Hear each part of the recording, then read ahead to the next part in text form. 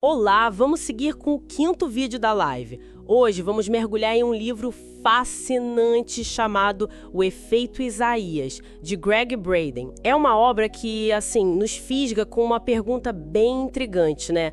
E se existiu uma ciência antiga, meio perdida no tempo, sabe?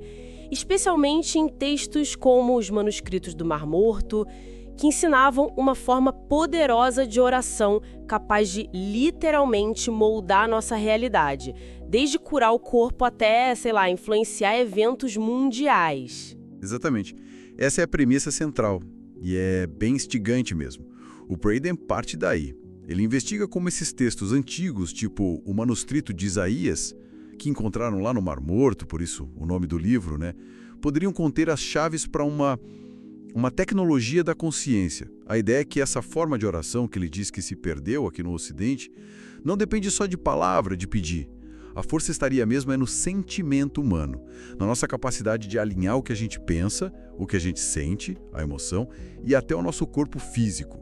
Seria tipo uma ponte, sabe, entre o nosso mundo interior e a realidade lá fora. E ele até busca uns ecos disso na física moderna. E ele não ficou só na teoria, né? Ele foi a campo. Pesquisou bastante, viajou. Sim, sim. Foi atrás de tradições no Tibete, Peru, Egito, buscando vestígios dessa conexão. Ok, então vamos tentar desvendar essa história.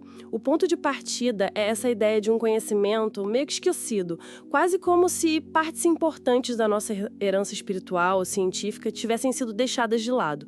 E a descoberta dos manuscritos do Mar Morto, lá em 1946, especialmente o pergaminho de Isaías, seria uma peça fundamental para resgatar isso. Isso. E o mais fascinante para mim é a virada de chave que ele propõe sobre a oração. Deixa de ser algo passivo, sabe? Tipo, só pedir para alguém lá fora intervir. Passa a ser uma tecnologia interna, ativa. O Braden analisa os textos originais e sugere que o segredo é sentir. Sentir o resultado que você deseja como se ele já fosse real agora. Agora, não é só pensar positivo para o futuro. Não só isso. É mais profundo.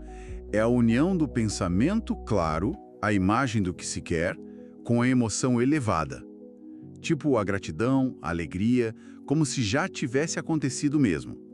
Essa combinação gera o que ele chama de sentimento. E ele diz que essa é a linguagem que o universo entende. É esse sentimento unificado que, segundo o livro, interage com o campo, ou a matriz divina, uma espécie de rede de energia inteligente que conecta tudo. Interessante essa ideia do sentimento ser a chave. Mas como ele conecta isso com algo mais tangível? Tipo, ciência. Parece um salto meio grande, né? Ele tenta construir essas pontes. Ele busca na física quântica, que já nos mostra um universo bem mais estranho e interconectado do que a gente imaginava, né?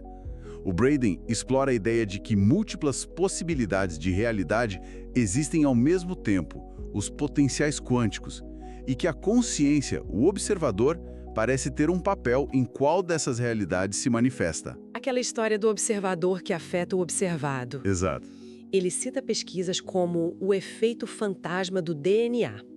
Parece que o DNA humano, mesmo depois de retirado fisicamente de um lugar, ainda afetava partículas de luz ali, sugerindo um campo de energia que nos liga ao mundo material mesmo à distância. Ele menciona também um caso documentado na China de um tumor que teria desaparecido muito rápido enquanto praticantes focavam intensamente um sentimento de cura, como se já tivesse feita. Uau! São exemplos que ele usa para argumentar que nossa intenção focada, carregada desse sentimento, pode ter efeitos concretos no mundo. Entendi. E isso leva direto para as profecias, né? O livro fala bastante disso. Ele argumenta que muitas tradições antigas, Isaías, os Maias, os Hopi, até o Edgar Cayce, não previram um futuro único, fixo, mas sim um leque de futuros possíveis. Alguns bem sombrios, outros de paz, de cooperação. E aí que entra o tal efeito Isaías. Precisamente. O efeito Isaías é a tese central dele. Nós teríamos a capacidade de escolher, coletivamente, qual desses futuros potenciais a gente vai viver. Escolher? Como assim? Através das nossas escolhas no presente, claro. mas principalmente pela qualidade que predomina nos nossos sentimentos agora, coletivamente. A ideia é, se o mundo lá fora espelha o nosso interior coletivo, então mudar nossos sentimentos em massa, cultivar mais paz, compaixão, cooperação, poderia literalmente desviar o rumo de eventos previstos, como guerras ou desastres naturais. Ele dá exemplos disso? Ele apresenta alguns casos como possíveis indícios, tipo a suspensão de um bombardeio no Iraque em 98, ou uma chuva inesperada que apagou incêndios perto de Machu Picchu, também em 98. Claro que são correlações, né? Não prova científica direta. Mas ele também menciona estudos sobre meditação em massa que mostraram redução em índices de criminalidade. Entendi. E falando nesses conhecimentos antigos, ele dá uma atenção especial aos essênios, né? Que são ligados aos manuscritos do Mar Morto. Qual o papel deles nisso tudo? Ah, sim. O Braden vê os essênios como possíveis guardiões e praticantes dessa sabedoria. Seriam comunidades que viviam em grande harmonia com a natureza, sabe? E que entendiam essa conexão profunda entre corpo, mente, emoção e universo.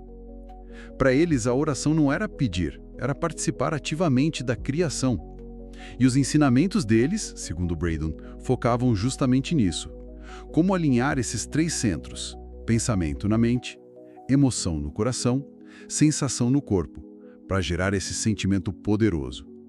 Essa seria a base da tecnologia espiritual deles. Então, tentando resumir essa jornada toda que o livro propõe, ele meio que nos tira daquela posição de vítimas passivas do destino, ou reféns das profecias, né?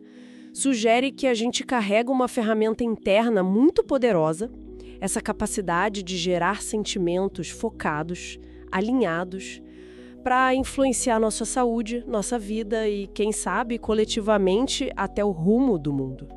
É uma tentativa de unir sabedoria antiga com alguns insights da ciência moderna. Exatamente isso.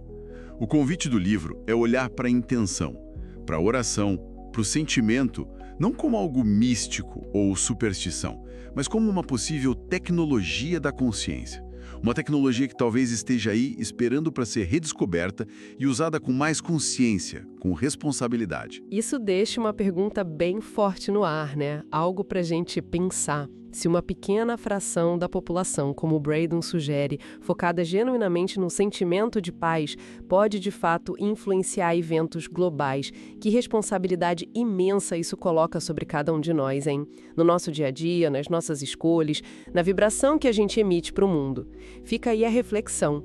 Agradecemos muito a quem está assistindo a live. Fiquem por aí que na sequência teremos mais livros sendo comentados e olha, vale a pena ficar até o fim.